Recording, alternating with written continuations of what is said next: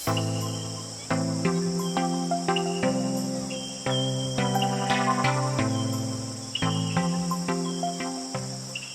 damai sejahtera untuk kita semua.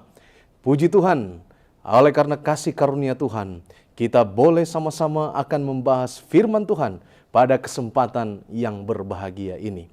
Judul firman Tuhan kita pada kesempatan ini adalah Selamat Datang di Alfamart. Sebelum kita akan membahas firman Tuhan ini, mari kita tunduk kepala dan kita berdoa. Bapa kami yang bertakhta di dalam kerajaan sorga, kami datang kepadamu Tuhan, menaikkan segala syukur dan terima kasih kami, oleh karena kesempatan istimewa yang Tuhan berikan, bagi kami untuk mempelajari akan firman Tuhan. Mohon kuasa Roh Kudus Tuhan hadir di tengah-tengah kami, agar firman Tuhan ini akan kami bahas, boleh memberikan kekuatan iman bagi kami, untuk kami boleh semakin percaya kepada Tuhan, memiliki iman sejati di dalam kehidupan kami. Berbicaralah Tuhan, karena kami siap untuk mendengarkan firman-Mu. Di dalam nama Tuhan Yesus Kristus, Juru Selamat kami. Amin. Saudara yang dikasihi oleh Tuhan Yesus Kristus, saya yakin saudara pernah melihat atau pergi ke toko yang bernama Alfamart. Alfamart merupakan satu toko gerai waralaba yang tersebar di hampir seluruh pelosok di Indonesia ini. Di kota-kota besar, di desa-desa, ada Alfamart di mana-mana. Tahukah saudara bahwa Alfamart ini didirikan oleh seorang yang bernama Djoko Susanto. Menarik, Djoko Susanto adalah seorang anak putus sekolah di usia SD kelas 1. Dia harus keluar dari sekolahnya dan dia bergabung dengan orang tuanya, membantu orang tuanya untuk mengelola satu toko kelontong kecil yang ada di Jalan Arjuna, Jakarta. Djoko dengan giat, dia rajin bekerja membantu toko kelontongan orang tuanya. Alhasil, beberapa tahun kemudian toko ini membuka cabang di tempat-tempat yang lain, masih di seputaran Jakarta. Pada tahun 1976, toko kelontongan mereka ini terbakar. Hal ini menyebabkan usaha keluarga menjadi bangkrut. Djoko Susanto kehilangan pekerjaannya. Namun, dia tidak tinggal diam. Dia kembali berusaha lagi, lalu dia membangun kemudian toko yang berbeda yang konsepnya adalah awal atau cikal bakal munculnya Alfamart. Djoko bertemu dengan putra Sampurna, salah seorang konglomerat di Indonesia. Lalu mereka bekerja sama dan membesarkan grup Alfamart. Hingga saat ini Alfamart tersebar kurang lebih 17.000 toko di seluruh Indonesia. Baik di kota maupun di desa, toko Alfamart ada hadir di sana. Kalau saudara ke Alfamart, maka apa yang terjadi? Saudara akan disambut dengan ucapan ini. Selamat datang di Alfamart. Siapa yang mengucapkannya? Yang mengucapkannya adalah pegawai yang sementara bekerja di dalam toko ini. Entah dia kasir atau dia pegawai biasa yang sementara menata barang. Kasir mungkin sementara melayani pembeli ketika berbelanja. Ketika saudara masuk, mereka akan langsung dengan sigap seakan-akan meninggalkan kesibukannya, lalu memandang ke pintu, lalu kemudian berujar, "Selamat datang di Alfamart." Firman Tuhan berkata kepada kita semua, tetapi orang yang menanti-nantikan Tuhan mendapatkan kekuatan yang baru. Mereka seumpama Raja Wali yang naik terbang dengan kekuatan sayapnya. Mereka berlari dan tidak menjadi lesuh. Mereka berjalan dan tidak menjadi lelah. Yesaya 40 ayat 31. Gereja Advent adalah gereja yang didirikan pada tahun 1963 oleh tokoh-tokoh gereja, diantaranya James White, Joseph Bates, Ellen Gold Harmon, dan gereja ini mengusung nama Advent. Apa artinya Advent? Advent artinya menunggu atau menantikan kedatangan Kristus yang kedua kali. Di dalam Matius pasal 25 ayat 1 sampai 13, kita mendapati cerita di sana tentang 10 gadis. Yang mana 10 gadis ini kemudian terbagi menjadi 2 bagian. Ada 5 orang gadis yang disebut gadis yang bijak, dan 5 yang lain disebut gadis yang bodoh. Di dalam cerita itu, mereka sama-sama sementara menantikan kedatangan mempelai. Dan dalam penantian akan kedatangan mempelai ini, rupanya kemudian matahari terbenam, malam pun tiba, mempelai belum datang. Waktu tidur, dan semua mereka kemudian tertidur.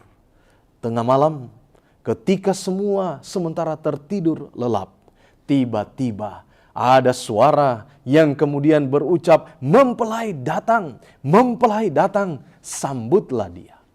Gadis-gadis ini, 10 gadis yang sama-sama sementara tertidur karena kecapean menantikan mempelai. Mereka langsung bangun, mereka mempersiapkan alat penerangannya untuk menyambut mempelai yang datang. Tetapi apa yang terjadi, saudaraku? Rupanya mempelai ini yang disambut menggunakan alat penerangan mereka tidak cukup untuk dapat bertahan. 5 gadis yang disebut bijak, mereka menyediakan minyak cadangan sebagai bahan bakar untuk alat penerangannya. Sementara 5 gadis yang disebut bodoh, mereka tidak memiliki cadangan minyak untuk alat penerangannya. Alhasil 5 gadis yang bijak, mereka memiliki lampu yang tetap terang menyala-nyala. Sementara 5 gadis yang bodoh, lampu mereka kemudian menjadi redup karena alat penerangan mereka habis bahan bakarnya. 5 gadis yang bodoh berkata kepada 5 gadis yang bijak, bagikan kepada kami bahan bakarnya, bagikan kepada kami minyak yang kalian miliki. Tetapi 5 gadis yang pintar, yang bijak berkata, kalau kami membagikan minyak kami kepada kalian berlima, maka minyak ini tidak akan cukup untuk kalian, tidak akan cukup juga untuk kami. Jadi mohon maaf, kami tidak dapat membagikannya. Alhasil 5 gadis yang bijaksana ini, yang memiliki lampu yang terang benderang, yang memiliki persediaan minyak, mereka menyambut kedatangan mempelai laki-laki dengan penuh sukacita. Sementara 5 gadis yang bodoh, mereka tidak memiliki kesempatan untuk menyambut mempelai yang datang karena alat penerangan mereka, karena lampu mereka padam. Ini merupakan sebuah kiasan bagaimana kita sementara menantikan kedatangan Kristus yang kedua kali. Kita sama-sama hidup di dunia ini. Mungkin sama-sama tertidur. Tetapi yang menjadi pembeda adalah kita harus seperti 5 gadis yang bijak ini. Memiliki persediaan minyak, memiliki lampu yang terus menyala. Sehingga ketika mempelai datang, ini tandanya mereka selalu waspada. Mereka siap untuk menyambut kedatangan Kristus yang kedua kali. Kedatangan Kristus kedua kali merupakan pengharapan yang berbahagia dari gereja. Puncak terbesar dari Injil. Kedatangan juru selamat itu literal, pribadi, dapat dilihat oleh semua mata dan meliputi seluruh dunia. Apakah kedatangan Kristus itu pasti? Sahabat saya seorang pendeta yang sudah pensiun, pernah saya dengar bercerita seperti ini. Dia dibaptiskan ketika masih usia sangat muda, mendengarkan pekabaran tentang kedatangan Kristus yang kedua kali. Membuat dia merasa yakin, lalu dia bertobat menerima Yesus sebagai juru selamat pribadi oleh karena pekabaran ini. Kemudian dia melanjutkan pendidikan menjadi seorang hamba Tuhan, pelayan Tuhan, lalu kemudian bekerja. Dan di dalam pekerjaan melayani umat Tuhan, khotbah yang sama disampaikan. Yesus segera akan datang, bertobatlah. Bertahun-tahun, belasan tahun, berpuluh-puluh tahun melayani, sampai tiba waktunya pensiun. Dan Yesus belum juga datang. Kembali ke pertanyaan ini, apakah kedatangan Kristus itu pasti? Mari kita buka Alkitab kita di dalam Kisah Para Rasul 1 ayat 9 sampai 11. Sesudah ia mengatakan demikian, terangkatlah ia disaksikan oleh mereka. Siapa ia di sini? Ia di sini adalah Yesus Kristus. Kisah ini adalah kisah tentang Yesus Kristus yang terangkat naik ke sorga. Selanjutnya, dan awan menutupinya dari pandangan mereka. Ketika mereka sedang menatap ke langit, waktu ia naik, tiba-tiba berdirilah dua orang berpakaian putih dekat mereka. Dan berkata kepada mereka, "Hai orang-orang Galilea, mengapa kamu berdiri melihat ke langit? Yesus ini yang terangkat ke sorga meninggalkan kamu, akan datang kembali dengan cara yang sama seperti kamu lihat dia naik ke sorga." Ini merupakan kesaksian yang dapat dipercaya dari firman Tuhan. Pengalaman murid-murid Yesus, orang-orang Galilea menyaksikan Yesus naik ke sorga. Lalu malaikat Tuhan berkata bahwa Yesus akan datang dengan cara yang sama seperti di waktu itu mereka melihat dia naik ke sorga. Oleh sebab itu, cara untuk kedatangan Yesus kembali ke dunia ini sangatlah tepat dan yakin pasti itu akan terjadi. Dia akan datang dengan nyata dan pribadi. Dia akan datang dengan semua mata akan memandang dan melihat dia. Dia akan datang juga dengan semua telinga akan mendengar gemuruh kedatangannya. Dan dia akan datang dengan penuh kemuliaan. Dia akan datang dengan waktu yang tidak disangka-sangka. Disebutkan bahwa dia akan datang seperti pencuri. Waktu dan jamnya tidak ada yang tahu kecuali Bapa yang di sorga. Dan peristiwa ini akan menjadi sebuah perubahan yang besar bagi dunia ini. Orang-orang yang percaya kepada Tuhan akan diubahkan untuk menerima anugerah keselamatan. Apa tanda-tanda kedatangan Yesus ini? Ketika kita membuka firman Tuhan, kita mempelajarinya, maka kita menemukan di sana bahwa tanda-tanda kedatangan Yesus Kristus ini ada di alam ini. Di dalam Lukas 21 ayat 25, alam akan menyampaikan kepada kita tanda-tanda bahwa Yesus segera akan datang. Dan kita lihat itu sekarang tergenapi, terjadi di alam ini. Dunia keagamaan akan juga menggenapi, menjadi tanda akan kedatangan Kristus yang kedua kali. Wahyu 14 ayat 6 dan 7. Dan semakin bertambahnya orang jahat merupakan tanda kedatangan Yesus sudah semakin dekat. 2 Timotius 3 ayat 1 sampai 5. Firman Tuhan menyampaikan kepada kita bahwa orang akan semakin jahat di akhir zaman menjelang kedatangan Tuhan yang kedua kali. Dan ini merupakan tanda bahwa Yesus segera akan datang. Yohanes 14 ayat 1 sampai 3 memberikan kepada kita kekuatan, memberikan kepada kita keyakinan bahwa memang benar Yesus pasti akan datang segera. Janganlah gelisah hatimu.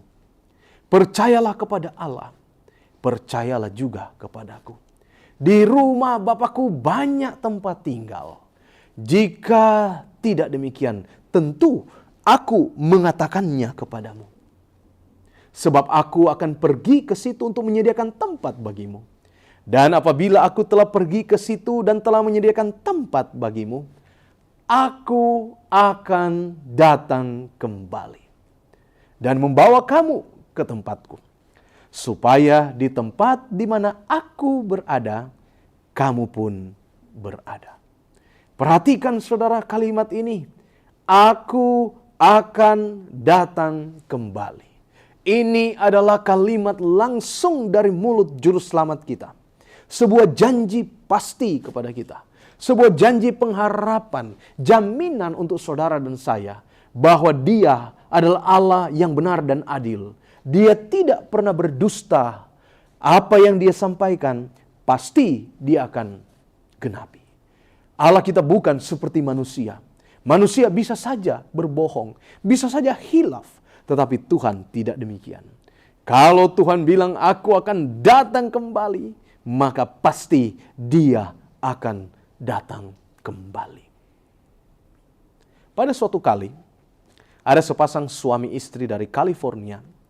Mereka kemudian menuju ke Boston dengan menggunakan kereta api.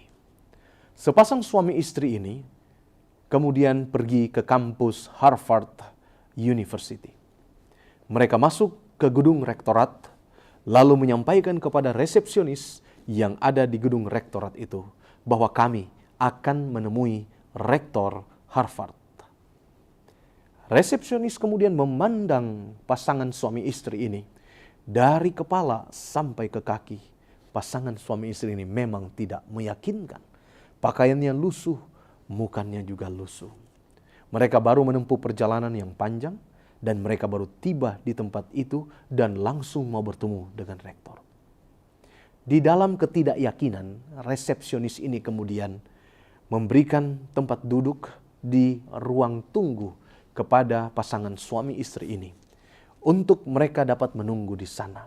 Tetapi sebenarnya resepsionis ini tidak mau untuk mempertemukan pasangan suami istri ini dengan rektor Harvard. Karena sepertinya urusan mereka tidak jelas. Ketika resepsionis ini bertanya apa urusannya, mereka kemudian berkata, kami akan bertemu dan menyampaikan langsung kepada rektor di ruangannya. Saudara yang dikasihi Tuhan, berjam-jam mereka menunggu. Tapi kesempatan itu tidak pernah datang.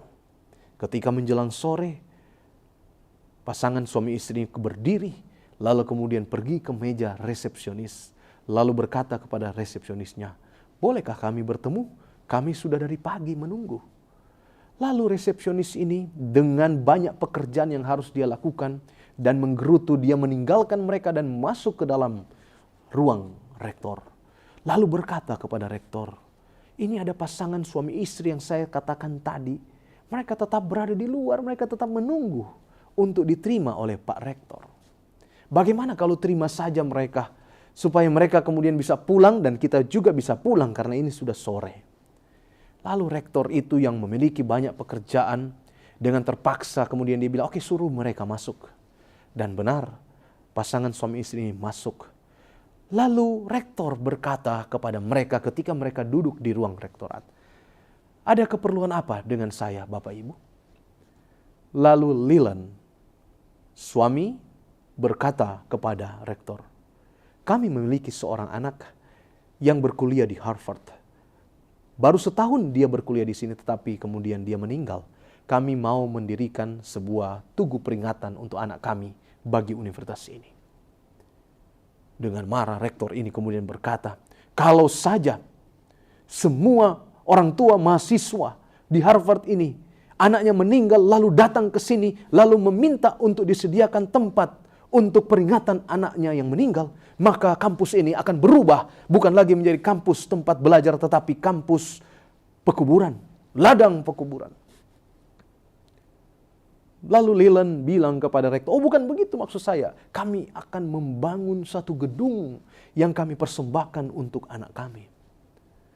Dengan makin emosi, rektor ini berkata, tahukah Anda, gedung di sini sangat mahal. Lalu dia menyebutkan sejumlah besar uang, harga dari satu gedungnya ada di Harvard. Lalu istri dari Leland kemudian berbisik kepada Leland, suaminya, Pak, kalau hanya sedemikian harganya, kenapa kita harus buat di sini? Mari kita buat sendiri, mari kita pulang dan kita buat sendiri saja. Dan benar, pasangan suami istri kemudian permisi pulang. Rektor ini kemudian agak sedikit heran melihat tingkah laku pasangan suami istri yang sudah menunggu lama ini. Kemudian mereka pulang dan kembali ke tempat mereka di California. Dan di sana mereka kemudian mendirikan universitas yang disebutkan sekarang terkenal, Stanford University. Tuan dan Nyonya Leland Stanford adalah orang yang datang ke Harvard untuk meminta dibangunkan satu gedung peringatan untuk anak mereka yang meninggal.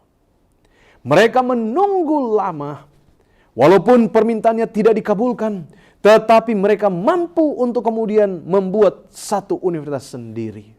Mereka menunggu untuk bertemu dengan tujuan mereka. Dan akhirnya pada sore itu mereka bisa bertemu.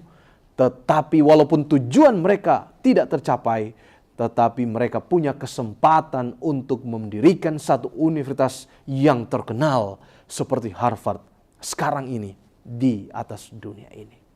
Leland dan istrinya menunggu waktu untuk bertemu dengan rektor. Waktu mereka menunggu ini cukup lama dan panjang, tetapi mereka tetap tabah menunggu. Kita semua seperti berada di ruang tunggu. Kita menunggu kedatangan Yesus yang kedua kali. Kita menunggu kapan Yesus akan datang.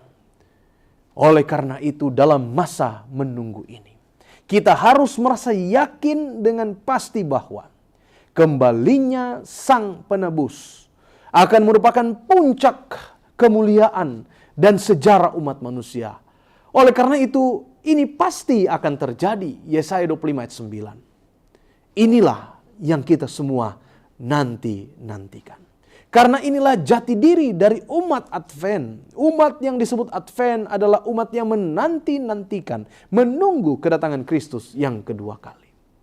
Karena itu, pelajaran tentang kedatangan Kristus yang kedua kali masuk menjadi salah satu doktrin, tepatnya doktrin yang ke-28 dari 28 doktrin kepercayaan gereja Masehi Advent hari yang ke-7. Betapa pentingnya pelajaran ini. Karena ini merupakan puncak daripada kerinduan kita untuk bertemu dengan Tuhan kita. Marilah kita tetap setia kepada Tuhan. Dan dalam kehidupan kita, kita selalu memiliki kewaspadaan. Seperti kasir di Alfamart atau pegawai di Alfamart yang selalu awas bila mana masuk calon pembeli. Dan mereka selalu siap untuk berujar selamat datang di Alfamart. Tidak peduli mereka lagi mengerjakan apa. Tidak peduli kasir lagi melayani pembelian daripada konsumen yang ada dilayani waktu itu. Tidak peduli karyawan yang mungkin sementara menata barang-barang jualan di rak yang ada di Alfamart. Tetapi ketika ada orang yang masuk, lonceng kemudian berbunyi, mereka langsung meninggalkan sejenak itu, lalu memandang ke pintu masuk dan berujar, selamat datang di Alfamart. Inilah bukti mereka sigap dan siap setiap saat. Jadilah juga seperti 5 gadis yang bijak, yang memiliki persediaan minyak yang cukup untuk menerangi lampu dalam rangka menyambut kedatangan mempelai pada malam itu. Kita tidak tahu kapan Yesus akan datang, tapi kedatangannya pasti dan kita harus siap sedia kapan saja Yesus akan datang. Kobarkanlah iman kita, tetaplah setia pada Tuhan. Maka ketika Tuhan datang, Dia akan berujar kepada kita, sabaslah hai hambaku yang setiawan. Masuklah dan terimalah anugerah kehidupan, keselamatan yang aku anugerahkan bagimu. Tuhan kiranya memberkati kita semua. Mari kita akhiri dengan doa. Bapa kami yang bertakhta dalam kerajaan sorga, puji dan syukur kami sampaikan kepadamu. Oleh karena kesempatan yang Tuhan berikan, kami boleh mempelajari firman Tuhan tentang kedatangan Tuhan yang kedua kali. Tolong kami sebagai umat-Mu yang menanti-nantikan kedatangan-Mu, agar kami tetap setia kepada Tuhan. Kami tetap waspada, sehingga manakala Tuhan datang pada kali yang kedua, yang waktunya kami tidak tahu, kami kedapatan setia dan kami dipersiapkan untuk kerajaan sorga. Terima kasih Tuhan untuk pelajaran firman Tuhan ini. Boleh memberikan kekuatan bagi kami di dalam perjalanan kehidupan kami di atas dunia ini. Menyerahkan hidup kami ke dalam tangan-Mu. Mohon ampun dosa kami di dalam nama Tuhan Yesus Kristus. Kami persembahkan doa ini. Amin.